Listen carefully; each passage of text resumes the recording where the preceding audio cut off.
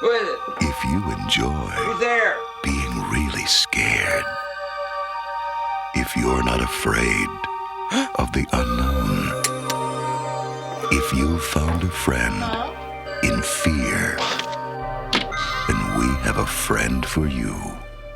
Hi. Samantha. Get me the police. The director who unleashed Freddy in Nightmare on Elm Street, Wes Craven, now brings you his most frightening creation. Get out of my house!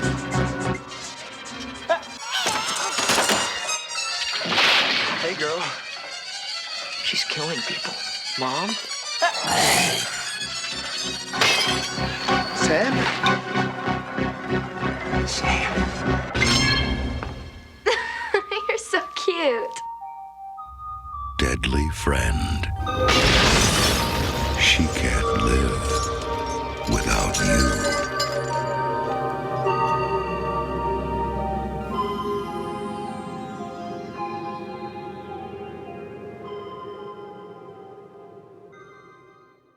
I am from beyond. Listen, and all you desire will be yours. Welcome to Spider-Dan and the Secret Wars.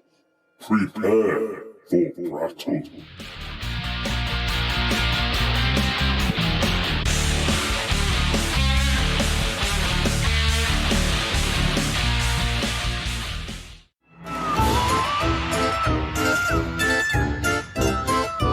Shockphobia Fest.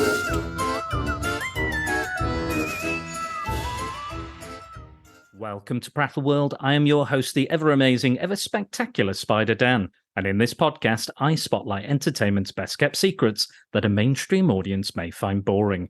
And welcome to Shockphobia Fest, a month-long celebration of All Hallows Eve's most frightening films and comic spooks. And she's back from Shockphobia Fest last year. She returns from the grave. And she is going to tell us about a film almost 40 years ago about a man who warned us about the trouble of interfering studio executives and the dangers of AI. It's Tonya Todd. Welcome back to the show. On your own this time as well. Yes, it's Noria this time, but that's okay. We didn't need to make her sit through this film, did we? Well, you made me sit through it. So, but you've got things. Oh, you have seen worse movies than this, so I don't feel badly about that at all. No, you're right. You're right. I mean, Mike suggested some poor ones, and I've suggested poor ones for other podcasts, and I've subjected your guests to way worse than this movie. Yeah, definitely, 100%. I cannot disagree with you. But yes, I wasn't sure if you wanted to maybe defend this one, or maybe you just want to kind of put a spotlight on it. I leave that. Depends on what you have to say. I mean, if it requires defense, then I will defend it. If what you're saying is fair, I will. We'll see. I think there are some criticisms. I think that we'll from ourselves, I'm sure. But there's still things I think within this somewhere that I quite like, and some of the ideas. If you are interested in hearing about more of Wes Craven, earlier this year, me and Dan Burgess covered one of his later films that he wrote and directed, My Soul to Take. If anybody's interested in going a kind of a deep dive on his career and the way he directs and stuff. So this will be like a mini version of that. I know that you don't like to do synopses. So should I take the reins on this? Of course, and I say thank you for this.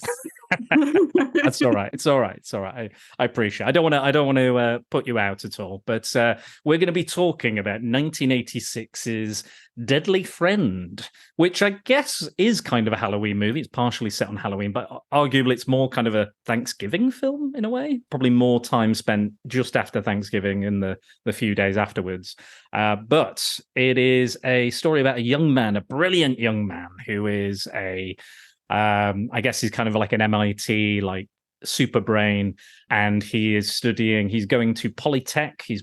Him and his mom are moving to, he's going to study brain surgery, I think. But also he's not too bad at the old robotics. He's built his own robot, a very 80s style robot,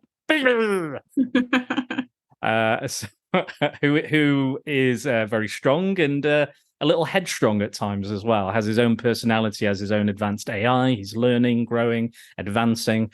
And we meet, as they move in, we meet his friend Tom, and we meet Sam, the beautiful young Christy Swanson character, who she would go on to become the very first Buffy the Vampire Slayer. And he meets her, falls in love with her, Paul, the lead character. And unfortunately, she has a very abusive father, sadly, very kind of stereotypically abusive. And unfortunately, he accidentally, or well, I guess it is an accident to a degree, but it is still his fault, the death that had occurred. And she dies, and Paul is heartbroken. And also, BB is destroyed by an angry neighbor with a shotgun during Halloween. And what Paul decides to do in his grief about losing both his best friend, the robot, and both Sam, the love of his life at 16, he decides to raise them both from the dead by combining them, and puts BB's computer brain inside Sam's no longer alive body. And then chaos ensues in so many graphic ways. But I sounds so much deeper and high complex than it is. There's a lot of depth. Well, I'm going to leave you to go into the depth of it, but I'm just going. This is the bare bones. This is the robotic skeleton of this film. So please tell me why you wanted to talk about this on Halloween. What is this film? What's your history of this film? What does it mean to you? I feel like we were having a conversation about films most people don't know, and I brought this up as one that I just remember enjoying. I didn't know that it was Wes Craven, so that was just a bonus. And I enjoyed the parts after Paul has his moment of arrogant brilliance. The parts before that, the pacing is a tiny bit slow for those. At the same time, it feels underdeveloped, so that doesn't make any sense at all. Like, how is this the love of his life? It's like the only girl you've ever had in your life. That's how it really felt. A girl actually talked to me. I moved to a new town and a girl talked to me. Thus, I love her. Quite literally, the girl next door. Yes. Oh dear. And again, they kind of just randomly meet, like, oh, hello. And it's very like teenage, like, oh, my name is Samantha. My name is Sam. Samantha. And what's your name? Paul. Right. It was very clear. I've never spoken to a girl. I don't know what to do. He was so awkward in the things that he was saying. And for that to work, that shows you she's not allowed to talk to anybody. This is literally the first person that she came into contact with. And that's why she was spending time with him. Yeah, it's like, oh, you're being nice to me. Because like Tom, he says all the girls around here are really stuck up or self-interested, and then he's like, "Oh, but Sam," and then he quite misogynistically says, "Oh yeah, what's she like? What's she like?" He goes, "Great tits." Yeah, brilliant dialogue there. Great. Yeah, unfortunately, that, again, it's just a sign of the times, I think. But I was like, she's like 16. Like, yeah, come on. Yeah. Christy Swanson was 16. I think they're playing kind of 16. I think it seemed like they were high schoolers. Yeah, or high school age. I feel like Paul was brilliant and was attending college because of his brilliance, but he seemed like he was the same age. Yeah, because Tom has that interaction where he's like, "Oh, are you in the same grade as me? Are you going to the high school?" And he's like, "No, I'm going to the university because I've got a scholarship." Or that whole interaction was just. That was not good acting. Yeah. I was going to say there's like I feel like they're all really trying as well, like the actors, because they're young actors, they're not that experienced. Like the actor who plays Paul was on Little House on the Prairie, so he'd had so he had a little bit of fame, a little bit of practice, and honed his craft a little bit. But Christy Swanson, this was her first I thought gig. She did a great job. Yeah. And now that you say that she was 16, then she really did a great job, because she had the toughest role, which is showing all of these multiple layers. She's meeting a boy. She's dealing with her father. Like, she has all of that trauma going on. She's falling in love for the first time. She dies. And then she has to play a robotic version of herself. And then the integration of herself and the robot version. Like, she didn't disappoint there. So I wasn't rolling my eyes at her acting. You could see No. that, oh, this girl is a step above what all the other people in this movie are. Yeah, no, I completely agree. And she's the one that's given kind of the most depth, the most kind of, more of a character arc the most. I think everybody else is kind of just like, oh, Paul happens to be super scientific and good at brain surgery and robotics, because we need the plot to do that. We need to get to the robot zombie girl by the end. So we need those things. And like a lot of Tom's dialogue is like, it's very expositional. It's very like, oh, my dad has keys to get into the hospital whenever we like. Oh, that one, I'm sure that won't turn up later in the plot. Exactly. And things like that. And oh, that's Sam, and she does this, and this neighbor, she's crazy, and all that. You could literally see the plot points. As you're watching, it's like check. How did this? However, so many movies now don't give you that, and you're just, what is happening right now? Yeah, they haven't even. At least it laid the groundwork. Even if it was clumsy in the delivery, even if it was okay, we are seeing it happen. At least they did it, because too often movies skip that part because of trying to be all clever, and then you're all this is a hole. This doesn't make any sense. How did they just happen to get into this building? It's the whole somehow Emperor Palpatine has returned. Right. It's that whole thing. You're like, oh, he's just back. He's just back. He sent out a message that was on a Fortnite video game that nobody heard. You're trying to trigger Mike. a little bit.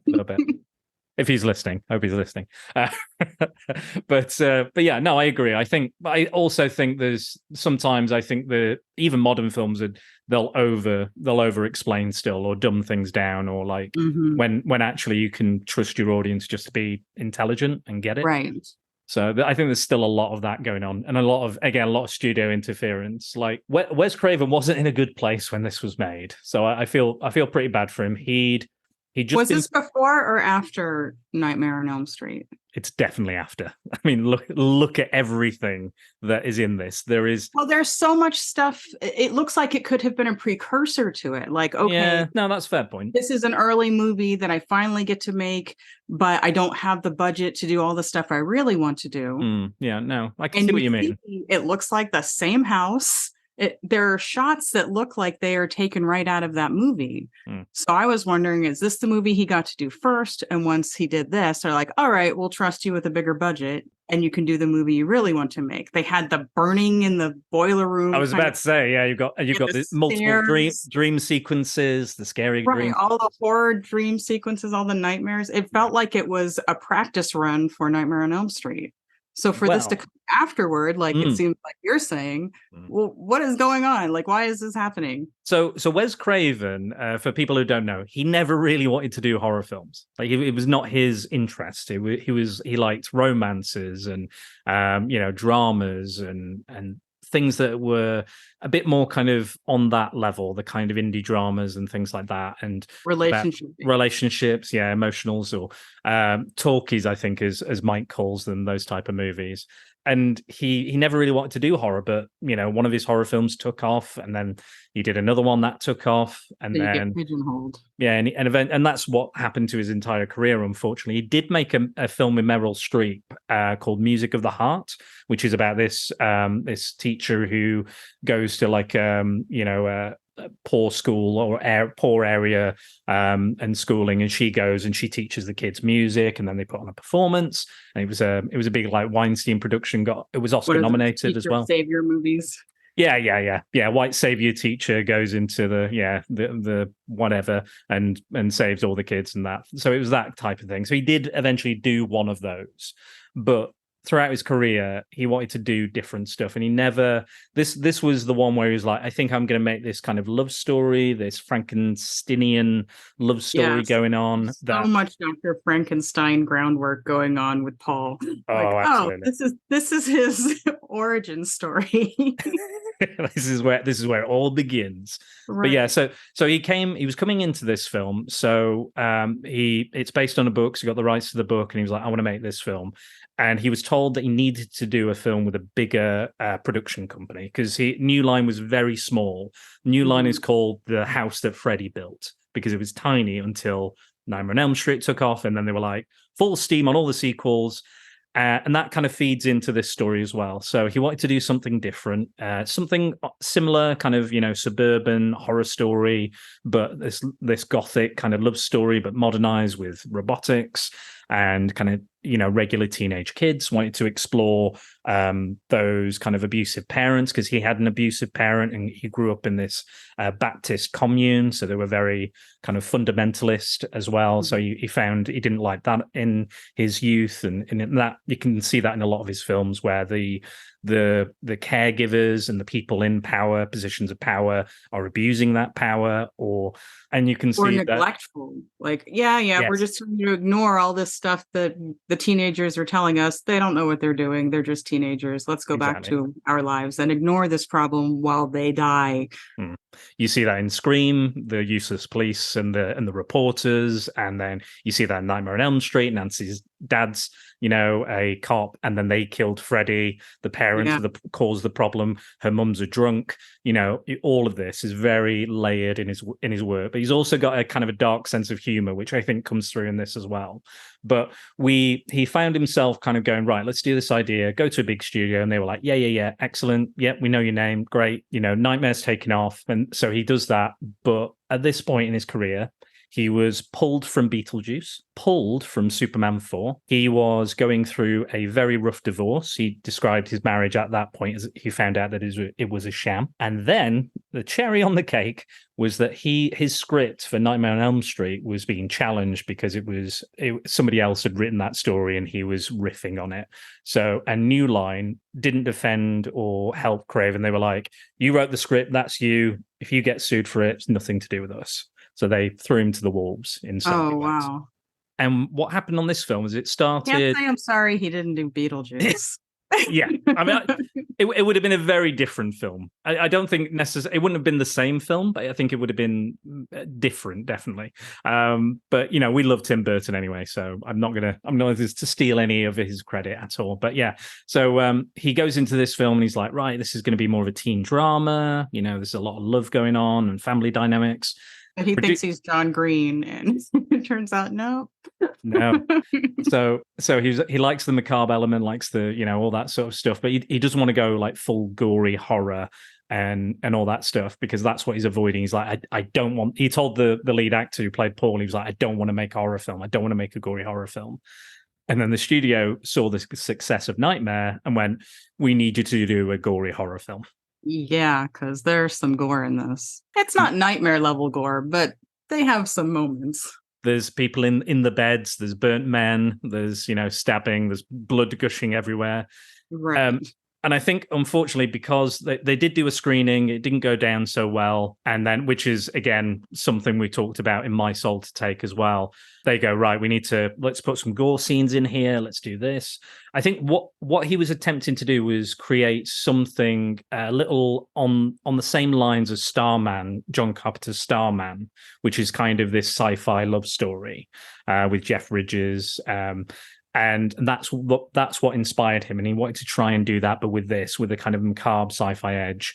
And the studios just didn't want it. And unfortunately, he'd filmed the majority of it, pretty much completely reshot everything towards the end of the film. And he went, no, we want you to write in these gore scenes. We want this to happen, this to happen, this to happen. This is going to be ending. The tacked on ending is not Wes Craven's ending. That's the worst part, don't you think? Yeah. I decided I'm writing that off as another nightmare because they had nightmares all through the entire thing. That did not feel like something that really happened. Yeah, I'm with that. Because it doesn't make any sense. There's no robot inside of her. There was a chip. Yeah, it's a chip. But that's also like, where does she get her strength from? Where does she get this? Yes, that makes no sense. Like it would be her body with just the robot chip. Exactly. And also, I was reading some of the differences between this and the book. And again, they went through several titles for this. Initially, it was Friend, like the book, and then it was AI, and then it was Artificial Intelligence, and then they changed it to Deadly Friend. AI is a Spielberg film I hate, by the way. But I won't get into that right now. But yeah. So and then at the end, Sounds boring though. Deadly Friend sounds interesting. It's intriguing. It makes you yes, want to watch it. yeah, exactly. And he had a film I'm called wearing Deadly. my Punisher shirt today because hey, that would be a deadly friend. And yeah, he had a film called Deadly Blessing, so maybe that was his idea. Put Deadly in front of that as well. That's not one of his best either, but it's interesting what they're exploring there as well in regards to like religion and communes and things.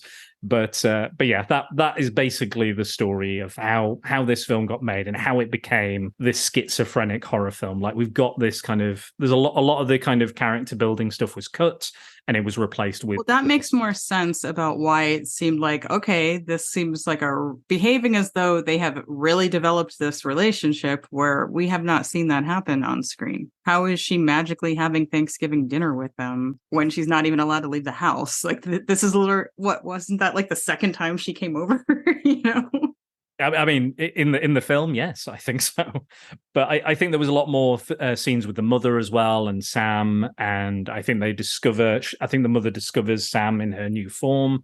And yeah, there's a few more interactions and a bit more from some of the kind of supporting roles. But yeah, so that's why we get this film. So I can kind of forgive it for that. It also, big surprise, didn't do very well box office wise. So it's kind of been buried. And I think that original cut is lost as well. I don't think we'll ever see what that original cut was like. It doesn't really feel like something that was ever put out in a theater. Doesn't it feel like a straight to direct to video or whatever they called it? Yeah, back in the day, or VHS, straight to VHS. I guess it'd be straight to streaming now, or whatever you call it. There is that. So when you revisited this film, you said you hadn't seen it for a while, or not for a very long time. Coming back to it, and again, you had fond memories of it. What was it like re-experiencing it? Well, now I'm a writer and a screenwriter and an actor. All of my viewing experiences with this were before that. So you're watching it and you're like, okay, I see the beats that they're trying to hit. It's like they're cutting it to make sure it hits these beats at the specific times rather than developing things. So there is a lesson there. So you see, hey, look, this is textbook. This part happens here. This part happens here. They did a really good job of developing villains that we don't mind seeing killed. Like they made this a revenge tale, essentially, with a tragic ending. So I enjoyed dissecting it from that perspective. And I still didn't hate it. And I enjoyed all of the kills. All of her kills, I should say. I didn't enjoy that she died. I didn't enjoy watching the robot die because that robot reminded me of Johnny Five, like an aggressive Johnny Five. Did you ever see Short Circuit? Of course I saw Short Circuit. Yeah, I love Short Circuit. minus one character and the actor playing that one character who shouldn't have been playing. But yeah, look, Short Circuit. He dated Michelle Pfeiffer. Yes. Yeah, so you can hate him even more. Yeah, can do now. Yeah, I had a crush on him in some other movie. I think some science movie, some terrible science movie. Was it Hackers? No, it was something else. He's like the villain in Hackers. I remember. No, he wasn't a villain in this. He was like the Jughead style friend. Ah, okay. I just remember he was. Was it The Burning? He's in like a slasher movie called The Burning. No, I don't remember what it was, but I know that science was in the title. Right, got it. Well, we don't have that kind of time, Tonya, I'm afraid. Fisher Stevens, science. Go. Tell us. Let us know. I could look it up now, but I can't be bothered. But it's This is why we need Rhea, because she would be looking it up. Mike would do the same. Where I'm just like, I'm talking to Dan. I'm not doing it right now. Now I don't know if this is true, but I did read on the IMDb that Johnny Five was actually used as a robot in this. So it was the same robot. I feel like his face was very similar. Yeah, but there wasn't that. The elevation, right, I think. Like his height. Yeah, he would lift. So maybe it was a prototype for Johnny Five. I don't even know when this movie was made. So I'm guessing 1985, 84, I think. Maybe and then when was it? Came out in 86. Short Circuit came out in 86 as well. I don't know if it was by the same studio. Again, like people can add to IMDb, so I don't know how accurate that is. But they both came out around about the same time. What did you think to I didn't like the voice. Yeah. It reminded me of the evil gremlins. Not of Gizmo, but the the gremlins, yeah. Like Stripe and all of them, yeah. Right. Yeah. He's like beep, beep, beep, beep, beep, beep, beep, beep, ah, ah. Do you know who provided the voice for BB? I forgot to check to see if it was the same voice as the gremlins. Not sure about the Gremlins, but it's Charles Fleischer who was in Nightmare on Elm Street. Roger Rabbit. Yeah, Roger Rabbit, exactly. Yeah, that's him. So he provided that voice. I thought it might be Frank Welker, who is like Megatron and Scooby Doo and Fred and all those kind of cartoon characters. I thought it might be him because he tends to do a lot of voices. He was like Abu in Aladdin and various other animals and stuff. So I thought it might be him since he's done robots and animals. It kind of is somewhere in the middle of that voice. But the thing I have a problem with is Paul is this advanced. He's doing brain surgery at university, even at his young age. He can create a microchip. He can create advanced AI. He can, reanimate dead people, but he can't teach a robot how to speak with a normal voice. Right. Is that his way of maybe being superior? Like, I'm just going to give you this insane, annoying voice, and then I can always be like, "Yeah, you idiot, BB, you're rubbish." So he feels superior. I mean, if he's a Dr. Frankenstein, it wouldn't surprise me. Now we see like BB displays his strength, and like in the opening scene, we see he can be quite violent and aggressive in his little Terminator vision and protective. Yes. Yeah. Very protective. And it's not like he's going around targeting good people. No, he doesn't kill any innocent people. There's your stereotypical 80s bullies that turn up on some motorbikes. Oh my gosh, that was the worst acting in the entire movie. Dude. Yeah, it was not great. Like, hey, has anybody got a can opener? I was just like, oh, fucking hell. Are we doing this? Are we doing this again? Like, it's like I feel again, like you said, it's the writers are ticking the box.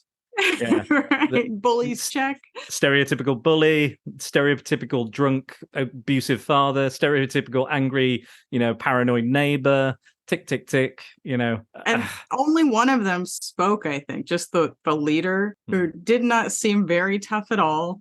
Like, how is this the guy in charge? The other people just stand around in sunglasses and flannels. Oh, yeah, you guys totally look like legit bikers. You're terrifying. I think Wes Craven might have seen Back to the Future the year before. So Biff says all the stuff, and then they've got all the guys in the background, Billy Zane and everyone wearing sunglasses. Yeah. Like, yeah, like that kind of bully, like, just repeating what they're saying. Yeah, you're stupid. Yeah, you're stupid. All that sort of garbage. But did you know that the robot they built for BB was actually quite strong, like BB in the film? It could lift and like hold. I think it was like 750 pounds.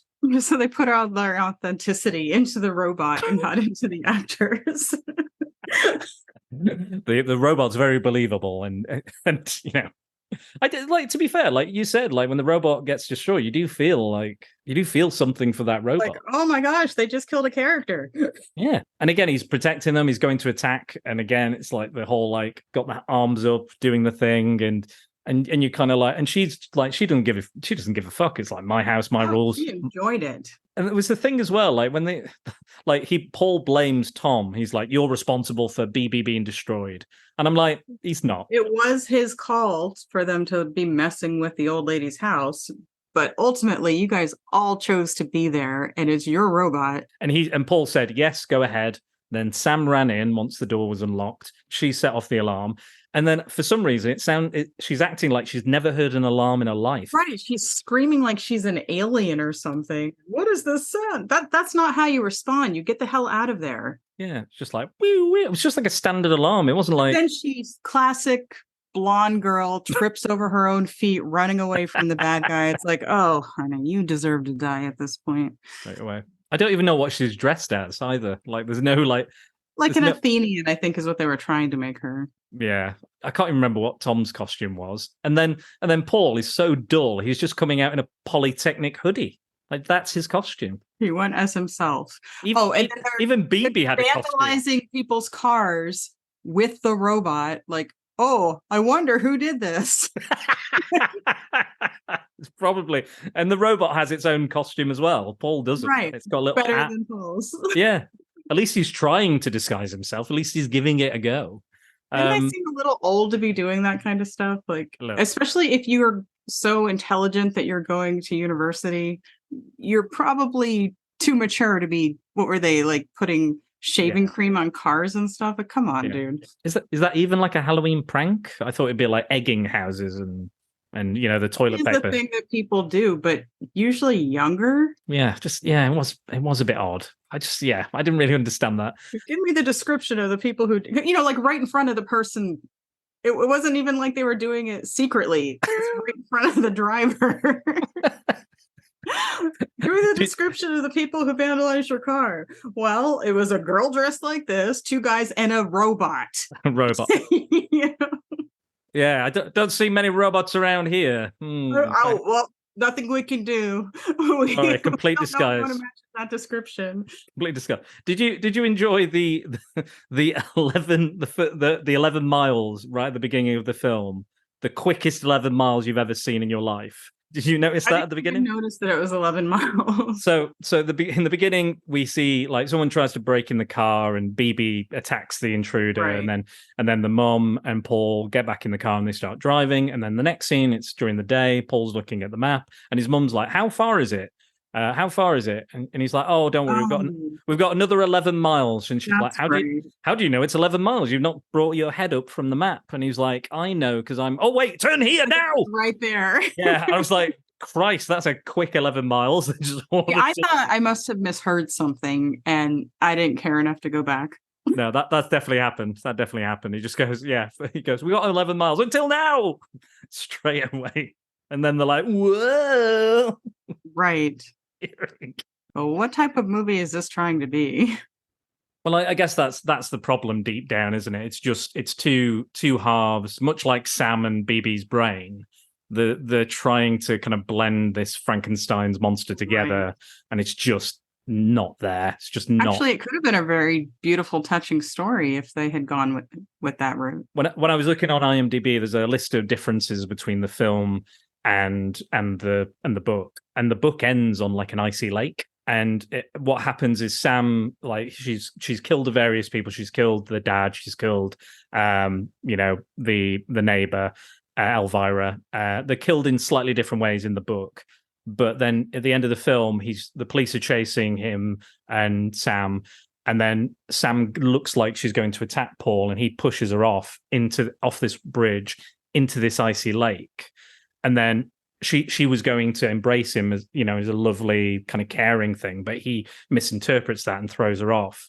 And then just as he realizes that, she falls into the lake, dying, and she screams after Paul and like, "Come with me."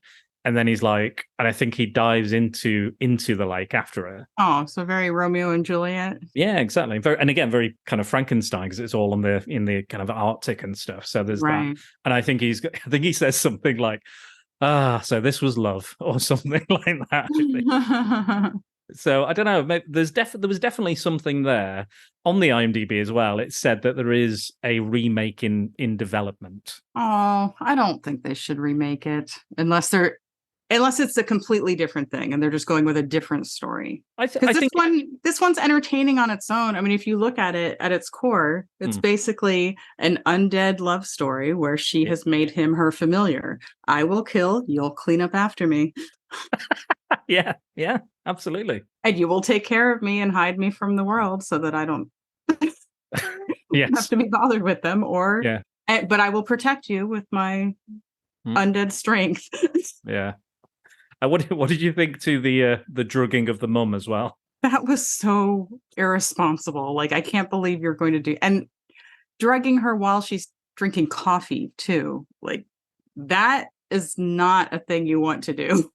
So you have opposing drugs in her system. What are you trying to do to your mother? So I'm glad they actually touched on, you could have killed her. Like, you're being very arrogant here and you just made an assumption. It's kind of strange that Tom, who's not that bright, was the voice of wisdom in this entire story. He was at every point. Right. He's this pretty dummy, and girls don't talk to him. That kid was adorable, you know. Yeah. You know why they didn't talk to you? There were no girls. There were no other girls in the story except the girl next door who is locked in her home.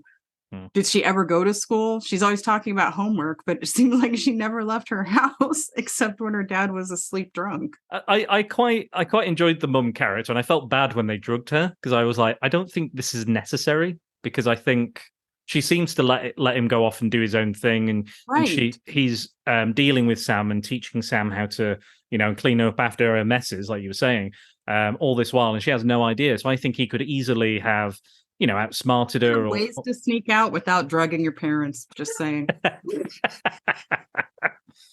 Well, and again, it was something they confronted. And I like when he's trying to like stir it in with his finger, and he's like realizing it's like boiling hot. He's like, so bizarre. I have to tell you about the one joke that really made me laugh.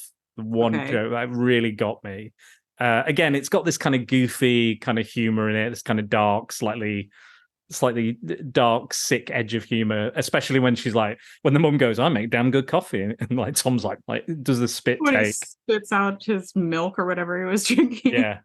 That I found funny. But then the line that really got me is when, you know, the abusive dad has killed Sam, thrown her down the stairs, and she's brain dead, and Paul's come up with this idea of replacing her brain with BB's to, you know, revive her, and he's like, let me explain it to you, Tom. And it does a hard cut away from the outside of the house, and all you hear is, are you out of your fucking mind? Yeah, that was funny. that was like, because he was perfect. The voice of reason. Yes, pitch perfect, because that's what you would say, like, to this idea. You would say, are you out of your fucking mind? This is when he showed up at his house, when he's like, do you know what time it is? And it's like super bright, like noon outside, but they show it's 6:30. Where is it that bright at 6:30 in the morning? Nowhere. In autumn. You know. Good point. Oh dear. Well, we've got to talk. You were talking about the kills earlier. We've got to talk about your favorite scene in the entire film. I think you need to describe this wonderful moment, because it's the one moment that I think if anybody's heard of Deadly Friend, they know this scene. So please tell us about. And you posted something, or maybe you didn't post it. You found it. You found something that was like. The enemy. Oh, that was it. There was like there's been like this this kind of theme going through Twitter, and it's like these two had beef. Like these two had, like, you know. Is she the Where's the Beef lady? No, that's not her. She's in the Goonies. Okay. She's the villain in the Goonies. I know she's in the Goonies, but I didn't know if she was that Where's the Beef lady. Because no, she's she have a similar kind of voice. Yeah, it's kind of like, where's the beef? She's not in this, but she is in a film called The Stuff, where she plays the same role, but instead of saying "Where's the beef," she says "Where's the stuff?" because it's this yogurt dessert that's alive. Yeah, basically. So I think it was actually this year. I think it was around this year that came Mama out. Fratelli, right? Isn't that? Yeah, that's her. Yeah, Mama Fratelli. That's her in this. So who doesn't want to see her have a basketball slammed through her face, man? And then stumble all around like a headless chicken. With the blood spurting everywhere. Just going everywhere. I was watching a video, and Christy Swanson said that was her favorite scene. And if you watch, she was like, I'm trying so hard not to laugh during this scene because it's just utterly ridiculous. But if you watch closely, you can see her kind of breaking a little bit, like cracking a bit of a smile. It's such a clever kill, and it seems like that's one of those reasons it feels like a precursor to the Nightmare on Elm Street movies, because, you know, were those great movies? Not necessarily. Like, the writing wasn't stellar, but there were all of these creative kill moments. That's why you watched it, so that you could see how are they going to kill people this time? Like, what creative method are they going to use? And basketball through the head that they set up because she stole their basketball. Hey, it's in my yard. No, you can't have it. You're going to be that nasty old lady who won't give back the basketball that accidentally went in your yard. Like, come on. I mean, you're a writer, you know, Tonya. We've all heard of Chekhov's basketball. Right. It's bound to happen. Bound to be used. You know, they made it such a tense moment where the ball bounces in slow motion into her room. who's there? Who's there? It's the basketball. So if you actually cared about this woman, this would be terrifying. But no, you don't, and you want to see her die. I saw a book recently, and it was like a top 100 book of most unique kills in films.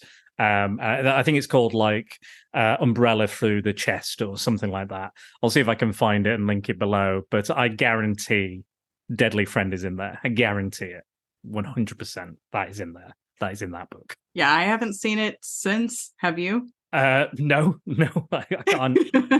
I can't say I have. But yeah, I don't think you will maybe ever see it again unless they remake it. Maybe they'll have to, because I think in the book, and I think they did film another version of it where she drowns her in the bathtub. Oh, that's far less entertaining. Yeah. No, that's it. I'm misremembering. So in the book, it's in the bathtub.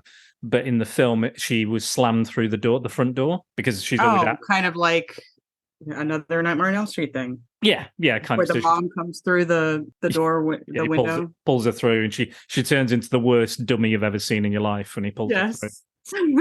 These look like the same houses. I swear it's the same street. But I guess again, no, I think you're right. Like again, obviously there was this added gore and these added dream sequences, and Craven likes dreams, and he did film these dream sequences, but they were forced in. The writer actually, he wrote. Have you seen Jacob's Ladder? I have not seen that.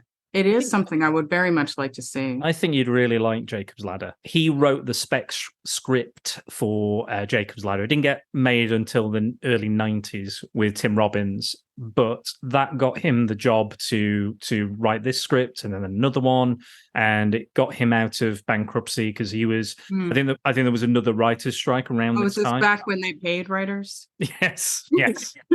maybe just. But yeah, there is that, and he would go on to write many more things as well. But he loved working with Craven on this, and he didn't particularly like the rewrites. He didn't like the ending, especially because he was like, I can't say that's the producer's choice of ending because it's a shit idea, and I don't want to tell him it's a shit idea in case I lose my job. But it was, yeah. And I'm the same. I chalk that up to the dream logic. It's the whole Carrie thing, isn't it? I think it started with Carrie, that kind of shock horror ending. You have to do that, and Friday the 13th did it, and many others, and even Nightmare on Elm Street does it as well. So I think it's just one of those tropes in horror. But some of those are to create a sequel. This didn't feel like a sequel. It just felt like, now let's just throw in this kill that makes no sense because she loves him and BB loves him. So there's no reason for anybody inside there to hurt Paul. The whole thing was protecting Paul, except for the dad. That was protecting. Like that was the first one was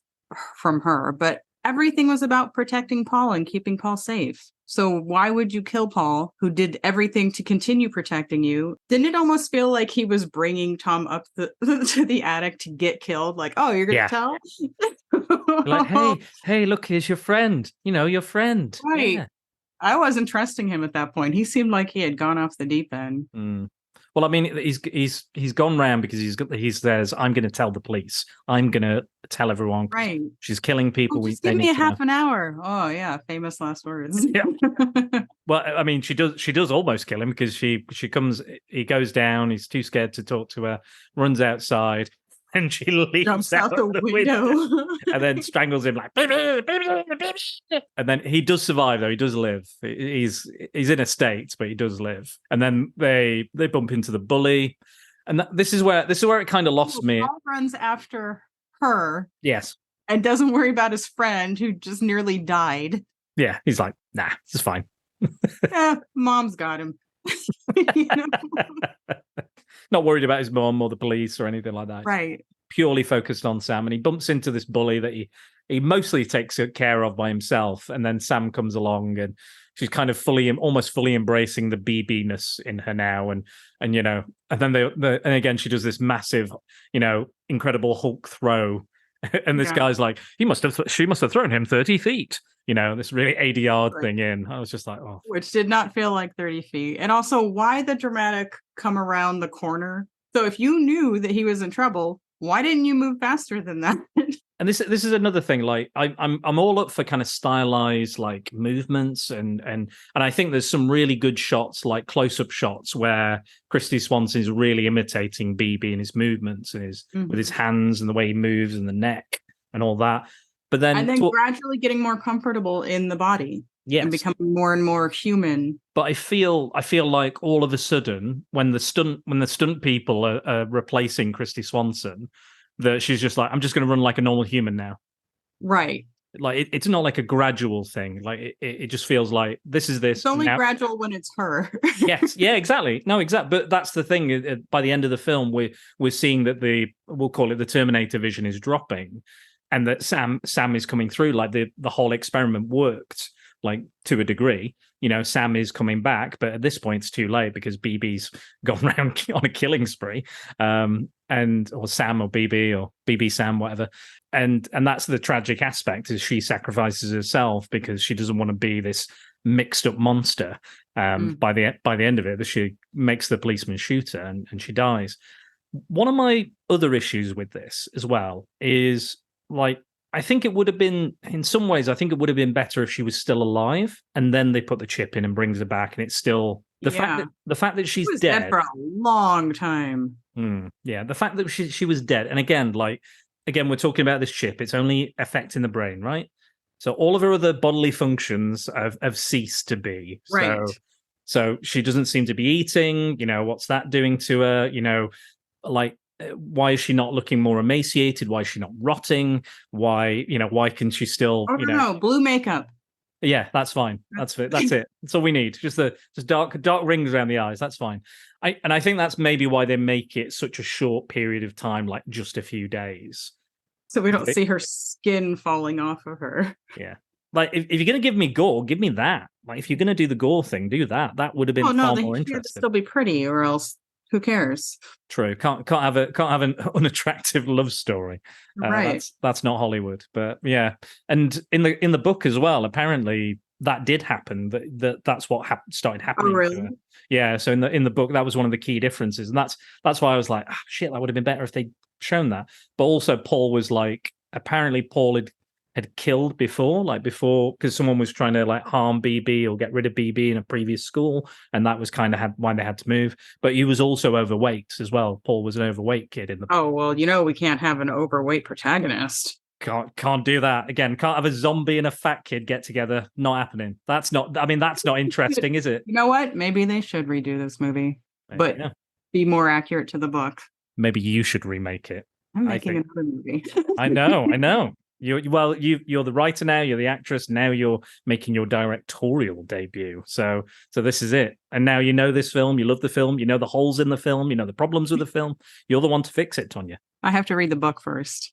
Fair enough. I think I might. I'm kind of interested actually. I'd like to kind of look at that. So I think we are slowly running out of time. Is there anything else you would like to say about the film? Was there any more holes you want to poke in it? We covered the tragic acting and the good acting. We covered the creativity of the kills. Mm-hmm.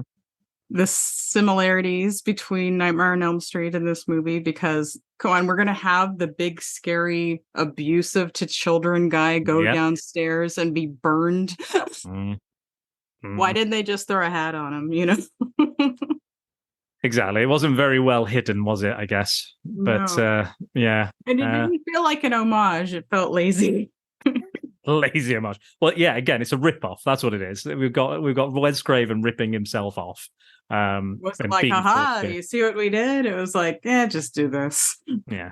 That seems the last one. Again, Hollywood always learning the wrong lessons. Oh, this is popular. Let's just do this. Even though the story doesn't call for it in any way, shape, or form. Let's just do it. No. Like, how did they even find the guy's body? Yeah, they just kind of go, oh, we found them both in like a day. Because he spent all that time covering it up. They showed him covering it up, and then when they find Elvira, like, 2 people are dead. How did you find out about the first one? And why is there no police investigation where you're going around to the neighbors and asking questions? And also, these people are like recluses anyway. You've got Elvira's locked into a house. She's not getting out. No one's coming in. And anyone getting fingerprints? I mean, don't you think they should be at least telling people there have been 2 murders in the last 2 days? Stay inside. Report any suspicious behavior. Yeah, exactly. Like there's no reason why anyone would go to that house or go in. Like no one's coming to see the violent drunk who's killed his daughter, and everybody knows. By the way, her body's missing. You know. That seems to be the main concern, and no one's going over to Paul, who's again, What did you think of the whole heist, the body heist sequence when they were going into the hospital and coming out? And so unlikely, and her body wouldn't fold up into that thing. Like if she's already dead, it would not be that they would be breaking her to force her into that. And again, it would be heavier than that they're making it out to be as well. Right. Like they're making it out like it's like, do. Oh, she's in there. Where's all the... And then he's like, the thing is, they were going up there to get a living person and fit her in that and put some sort of... So they're going to make her do that alive?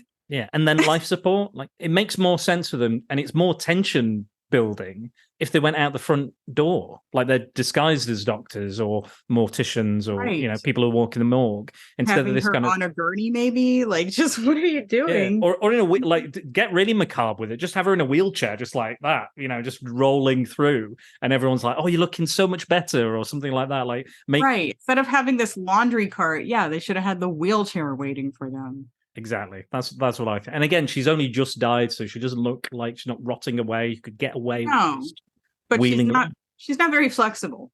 No, fair enough. She's definitely not she's flexible enough to get in the wheelchair. She's not flexible enough to get in that, whatever that thing is, the laundry holder or whatever it is. But yeah, I think that was when I absolutely kind of zoned out of the film for me. I was just like, this is supposed to be like really tension filled, but I just don't care. There's no tension here. Let's get to the zombie robot fun stuff at this point, because I think by that point, like you said, that first half is a bit like it's very twee and very like, oh yes, we have this wonderful life, and again, but then there's the sinister kind of like, oh, that bitch has moved my things. Why is she doing that? I hate her. Oh, I'm gonna kill her. And again, and like, what does mom even do for a living? Like, so she is the secretary for the doctor who works with her son, and you live in this house on that, Apparently, the scholarship gets you a lot. Maybe he sold. I don't know if he sold like the blueprints of BB, or maybe he's made some other inventions. But again, that might have been in the cutting room I don't floor. think so, though, because she's saying, take care of this camping gear that I provide all of this, and you just leave your sleeping bag outside. That's not okay. There, that could have been their excuse. We don't need to drug the mom. We could just say, we're going to be camping outside. We're going to camp in the backyard. It's something fun to do. We're not going to be out in the wilderness. We're just going to do it right here. I did like the moment where they were like, the mum wakes up after the drugging because they're worried they've killed her, and he goes, "What have you guys been up to?" And they'd be like, "We've been fooling around. We've been fooling around." And there is a little of that kind of, there's a little bit of that homoeroticism there. I picked up on. I was like, there's a little bit of something there. They had way more chemistry in that regard than Christy Swanson and the lead guy. Yeah, that very like tepid kiss they have.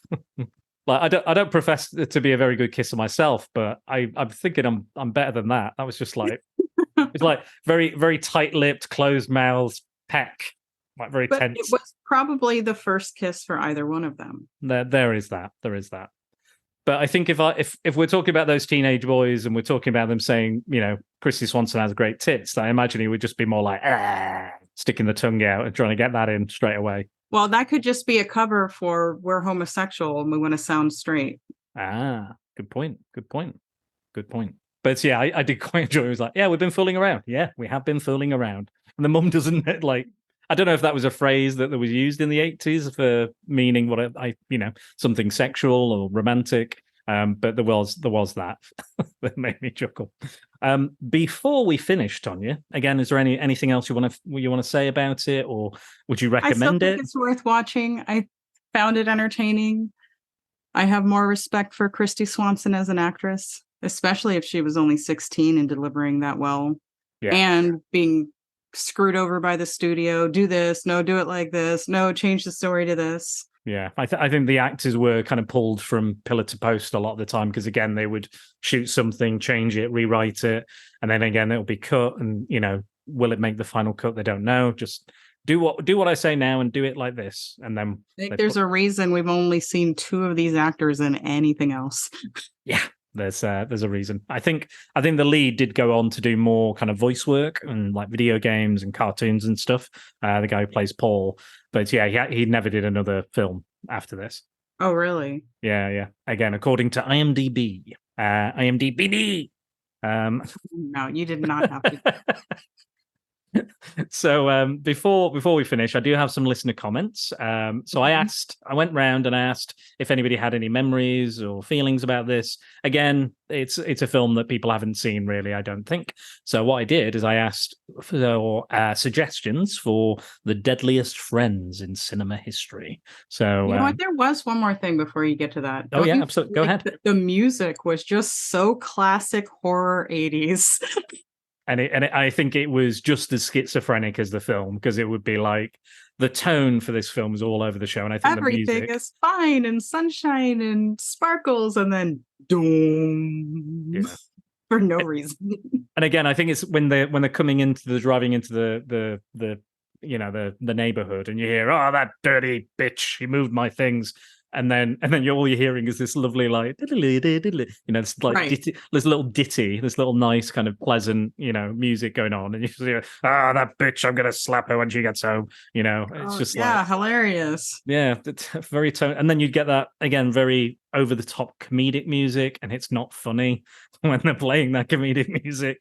The horror music is good when it's there, but it's again, it's kind of just, it's like, now, do it now when it's scary, instead of kind of building or, the peaks and troughs of that music that should happen. Right.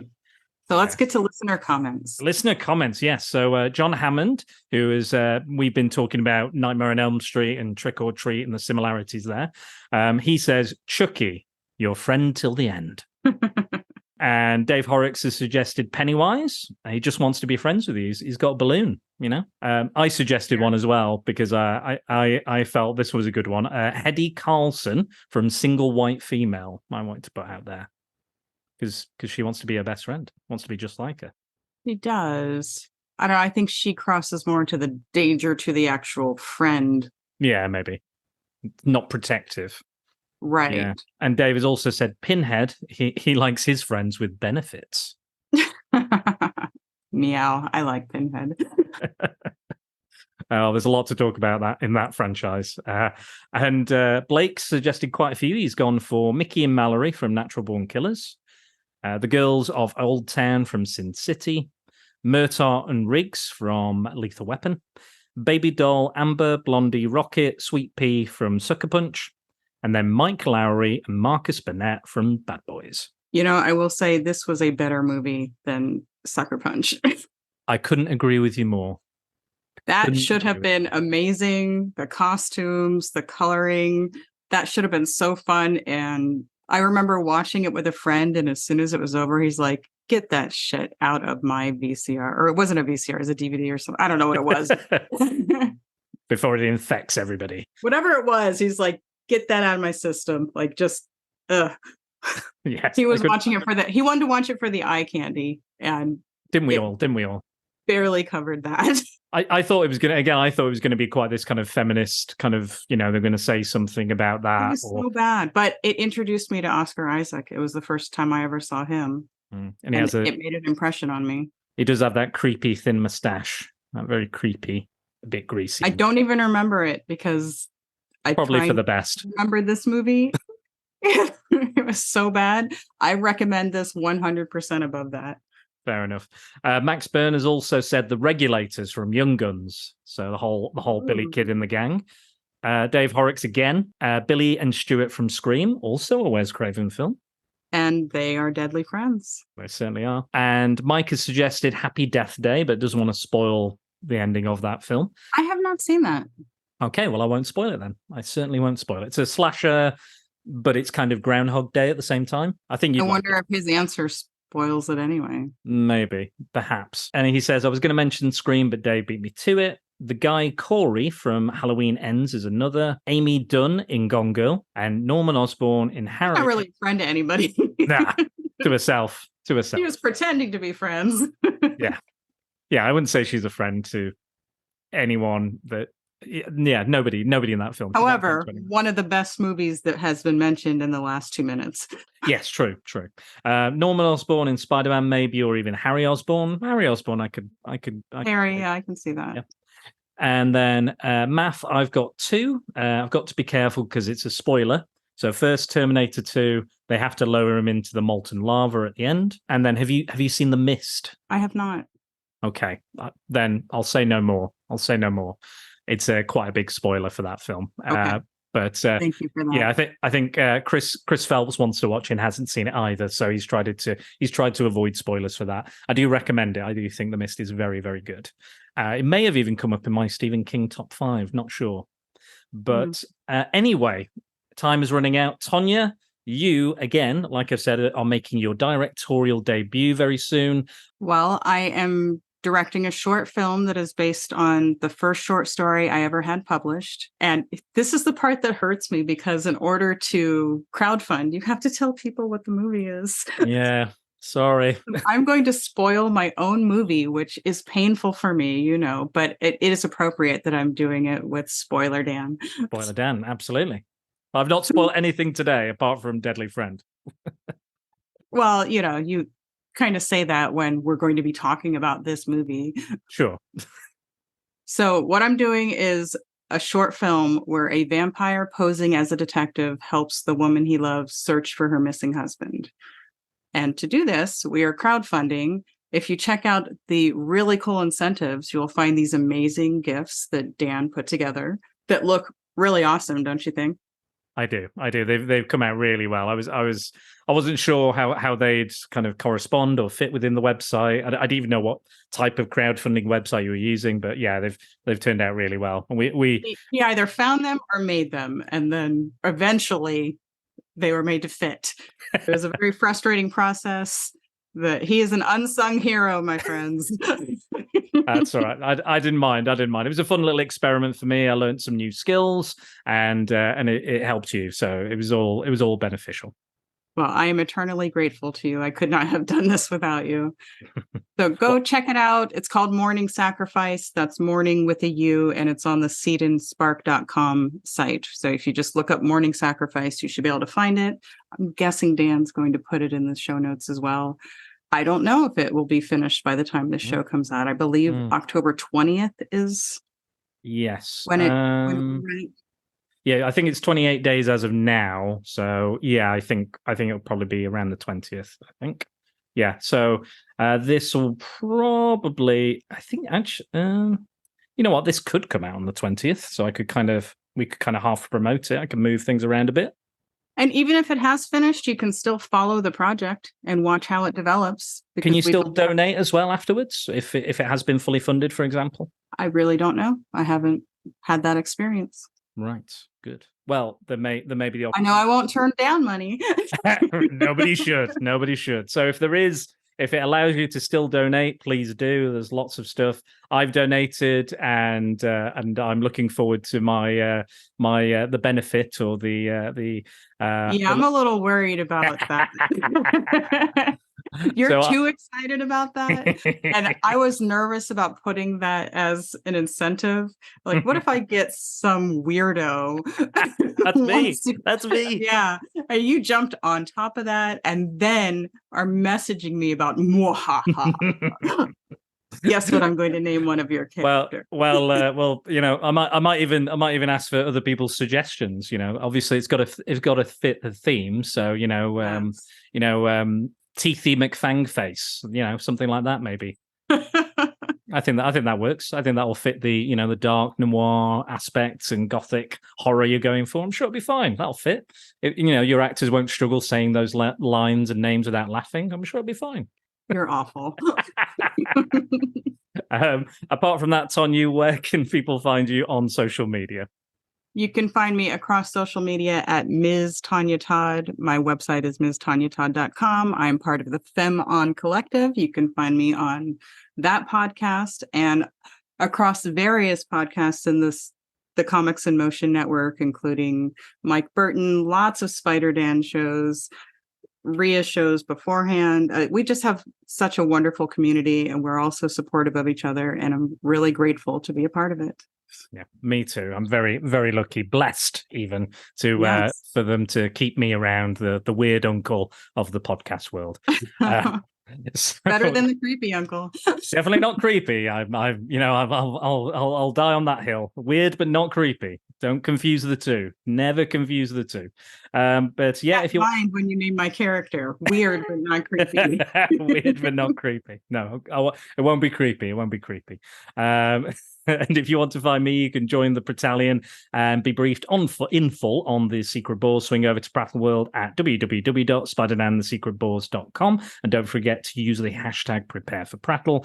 Please subscribe to the Pop Culture Collective newsletter to find out what myself, Comics in Motion, Femme On Collective, and all the other related podcasts are up to week by week. I'd also like to thank my patrons on Patreon. I am Jax Musing, Simon Cotton, Paul Meller, Max Byrne, Mike Burton, Angry Andy, Tonya Todd, Tony Farina, Math, Scott Hodgson, and now Rhea Carrigan as well. Thank you for your... growing. It is. It's larger than I could have even dreamed or imagined just a few years ago when I put that out. But thank you very much for your continuing donations. It is very much appreciated and helps Prattle World keep on turning. And if you ever find yourself in a position to help the podcast, please consider it.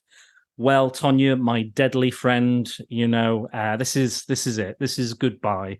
I hope I hope everyone's had a happy Halloween so far, and I hope you continue to do so.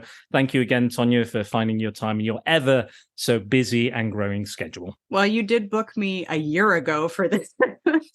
Well, and it happened to coincide with my film shoot, right? So yeah, it's a good thing I agreed last year because it benefits me again. And I'm also glad that you recognize that of the two of us, I am the deadly friend in this relationship. Definitely. But that means I have back, Daniel. You are definitely the better looking one, and also a little colder and harder on the inside than myself, I think. Yeah, definitely that. And definitely stronger as well by a mile, I think, too. But thank you. This has been brilliant. This has been a lot of fun. And yeah, we will see you very soon. I'm sure we'll do something, whatever it may be.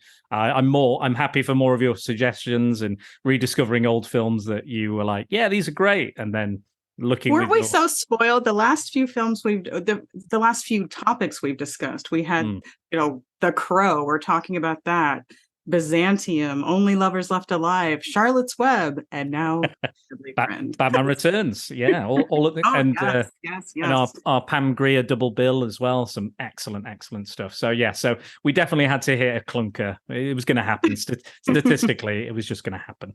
But thank you again, and thank you everyone again for listening. Bye.